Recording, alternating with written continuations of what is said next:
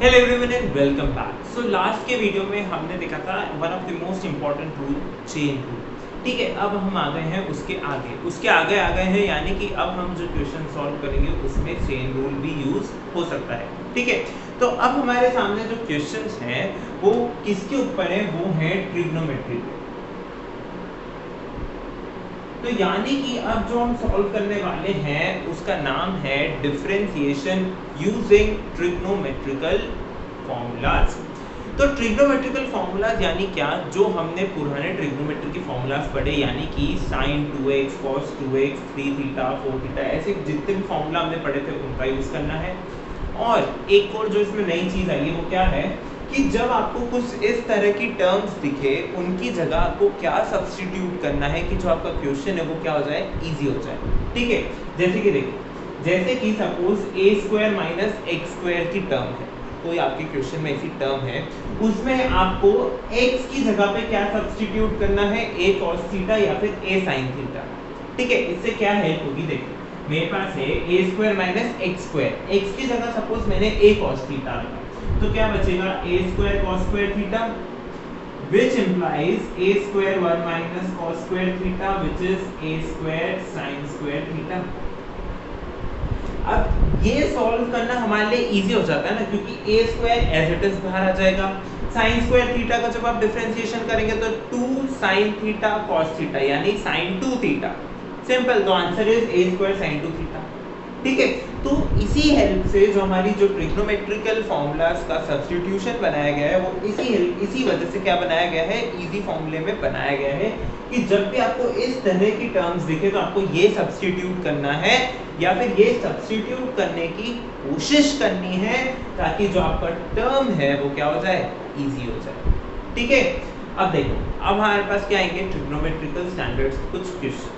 ठीक है, उन क्वेश्चंस को सॉल्व करना बहुत इजी है। कुछ क्वेश्चंस ऐसे आएंगे जिसमें हमें right hand limit, left hand limit ये निकालनी पड़ सकती है।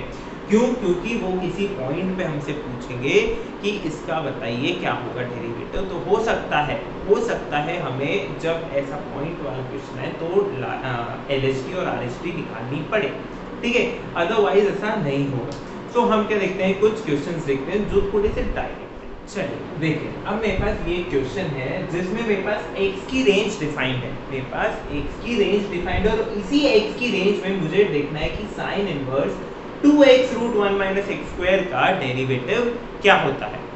ठीक है, तो देखिए मैंने आपको क्या बताया था अभी लास्ट में ही, जब मैंने एक्सप्रेशंस और उनके सब्स्टिट्यूशंस बताए थे, तो मैंने आपको बताया था जब भी ऐसी टर्म हो जहां पर a square minus x square जैसा कुछ आ रहा हो, तो आपको क्या सब्स्टिट्यूट करना है, a cos थीटा या a sin थीटा। राइट, तो यहाँ पर सपोज मैंने x की जगह पर सब्स्टिट्यूट किया sin थीटा।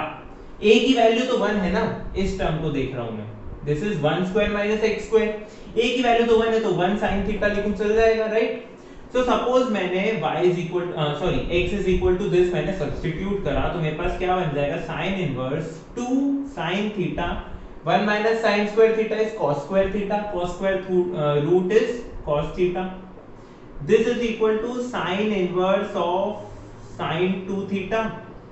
sin 2 थीटा कितना होता है, 2 sin theta cos theta. Right, x की वैल्यू मेरे पास क्या है, इस रेंज में है, यानी कि -1 by root 2 sine theta 1 by root 2। अब मुझे आप एक बात बताइए, थीटा की कौन सी वैल्यूज है जहां पर मुझे 1 बाय रूट 2 और -1 बाय रूट 2 मिलता है, pi by 4 and minus pi by 4, यानी कि अब अगर जब मैं थीटा की बात करूंगा तो minus pi by 4 theta pi by 4। अगर साइन थीटा इस रेंज में है यानी कि थीटा इस रेंज में है। राइट, मुझे यहां पर क्या चाहिए, 2 थीटा, तो मैं पूरे में 2 का मल्टीप्लाई कर दूं तो minus pi by 2 theta pi by 2, ये हो गई मेरी 2 थीटा की रेंज। यानी कि अगर मैं इसे सॉल्व करूं तो this is equal to 2 theta, 2 theta यानी क्या, 2 साइन इनवर्स x। अगर मेरे को यहाँ पर थीटा की वैल्यू चाहिए तो मुझे साइन इनवर्स लेना पड़ेगा ना। Right, sine inverse x। अब ये तो मेरा फंक्शन है y जो चल रहा था, मुझे चाहिए dy by dx, यानी कि d by dx of 2 sin inverse x। 2 क्योंकि एक कांस्टेंट है बाहर आ जाएगा, तो मेरे को चाहिए d by dx of sin inverse x which is equal to 2 upon root 1 minus x square। sin inverse x का डिफरेंशिएशन होता है 1 upon root 1 minus x square। ये फॉर्मूलाज मैंने आपको पहले भी कहा था कि याद करने पड़ेंगे, राइट? बहुत सिंपल है, कोई टफ नहीं है।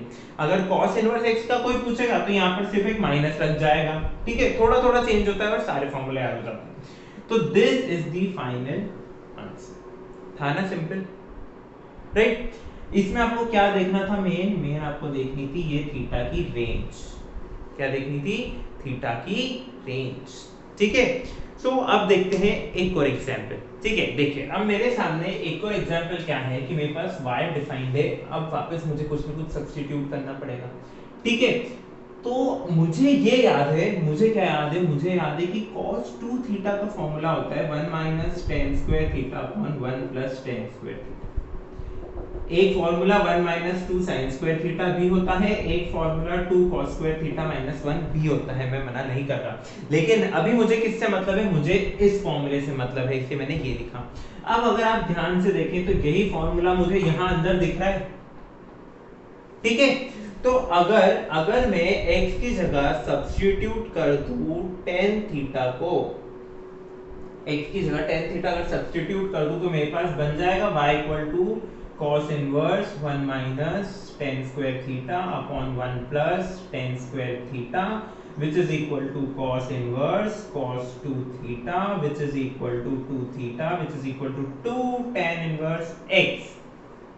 देखिए आपको ये तो समझ आ गया होगा कि मैंने इसको cos 2 थीटा कैसे लिखा। अब cos इनवर्स और cos 2 थीटा में से मैंने क्या कर दिया? 2 थीटा आ गया। जैसे कि x into 1 by x ultimately क्या बचता है?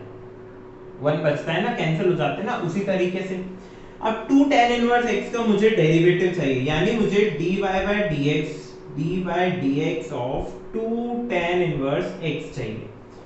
2 तो बाहर आ जाएगा।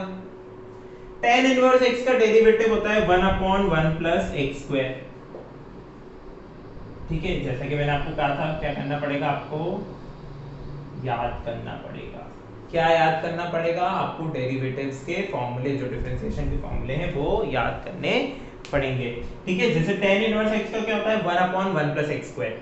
तो sec इनवर्स x का हो जाता है minus 1 upon 1 plus x square. Sorry, cot inverse x का हो जाता है minus 1 upon 1 plus x square. Simple है, बस एक माइनस साइन लग जाता है, ठीक है? तो देखो मेरे पास क्या था, मेरे को क्या पता था कि ये जो एक फॉर्म दिख रहा है मुझे, ये मैं इसको cos में कन्वर्ट कर सकता हूं। तो सबसे इंपॉर्टेंट बात क्या है, जब भी आपके पास इनवर्स ट्रिग्नोमेट्री या ट्रिग्नोमेट्रिकल सब्स्टिट्यूशन के क्वेश्चन होंगे, तो अगर जैसे बाहर मुझे क्या दिख रहा है? cos इनवर्स दिख रहा है। जो इनवर्स ट्रिग्नोमेट्रिकल फंक्शन दिख रहा हो, आपको ये ट्राई करना है कि अंदर के ब्रैकेट में वही फंक्शन बन जाए, अंदर के ब्रैकेट में वही फंक्शन बन जाए, ठीक है? देखिए आपको नोट्स में इक्वेशन ऐसा भी मिलेगा, ऐसा ही कुछ पैटर्न था। सपोज यहाँ पर मेरे पास बन रहा है cos sin theta, cos inverse sin theta. अब जो मेरा ब्रैकेट के बाहर है वो अंदर तो नहीं है, वो अंदर तो नहीं है, लेकिन मैंने अलाइड एंगल्स पढ़े हैं। मैंने जब ट्रिग्नोमेट्रिकल फंक्शंस आपको पढ़ाए थे तब मैंने आपको बताया था अलाइड एंगल्स। उसमें मैंने आपको बताया था कि sin theta is equal to cos pi by 2 minus theta. ये वैल्यू यहां सब्स्टिट्यूट कर दें अगर, तो this is cos inverse of cos pi by 2 minus theta. बन गया cos फंक्शन सेम, तो this is equal to pi by 2 minus theta. अब थीटा की आपकी जो भी वैल्यू आपने सब्स्टिट्यूट करी हो, ठीक है? ऐसे क्वेश्चंस पे आपको मिलेंगे जहां पर आपको अलाइड एंगल्स का यूज करना पड़ेगा। यानी कि आपको किसका यूज करना पड़ेगा? आपको अगर साइन है तो cos है तो साइन, sec है तो कोसेक, कोसेक है तो sec, tan है तो cot है तो tan। ऐसे फंक्शंस भी आपको यूज करने पड़ सकते हैं, राइट? सो इसी के साथ हमने क्या देखा है? हमने देखा है कि ट्रिग्नोमेट्रिकल सब्स्टिट्यूशंस को डिफरेंशिएशन करने के टाइम कैसे यूज किया जाता है, ठीक है? और ट्रिग्नोमेट्रिकल फंक्शंस के डिफरेंशिएशन क्या होते हैं ये तो हम फर्स्ट वीडियो में देख ही चुके हैं।